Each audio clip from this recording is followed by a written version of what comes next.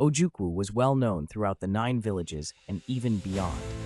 His fame rested on solid personal achievements.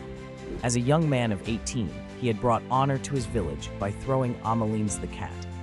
Uchenna was the great wrestler who for 7 years was unbeaten from Umuofia to Mbino. He was called the cat because his back would never touch the earth. It was this man that Ojukwu threw in a fight, which the old men agreed was one of the fiercest, since the founder of their town engaged a spirit of the wild for 7 days and 7 nights. The drums beat, and the flutes sang, and the spectators held their breath.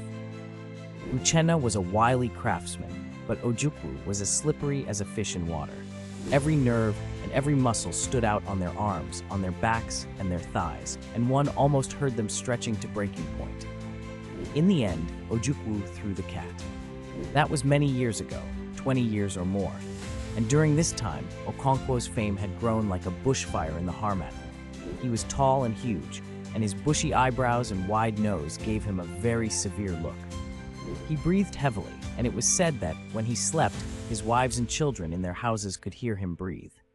When he walked, his heels hardly touched the ground, and he seemed to walk on springs, as if he was going to pounce on somebody. And he did pounce on people quite often. He had a slight stammer, and whenever he was angry and could not get his words out quickly enough, he would use his fists. He had no patience with unsuccessful men. He had had no patience with his father. Some years the Harmattan was very severe, and a dense haze hung on the atmosphere. Old men and children would then sit round log fires, warming their bodies. Unoka loved it all, and he loved the first kites that returned with the dry season, and the children who sang songs of welcome to them. He would remember his own childhood, how he had often wandered around looking for a kite sailing leisurely against the blue sky. As soon as he found one, he would sing with his whole being, welcoming it back from its long, long journey and asking it if it had brought home any lengths of cloth. That was years ago when he was young. Unoka, the grown-up, was a failure. He was poor, and his wife and children had barely enough to eat. People laughed at him because he was a loafer, and they swore never to lend him any more money because he never paid back.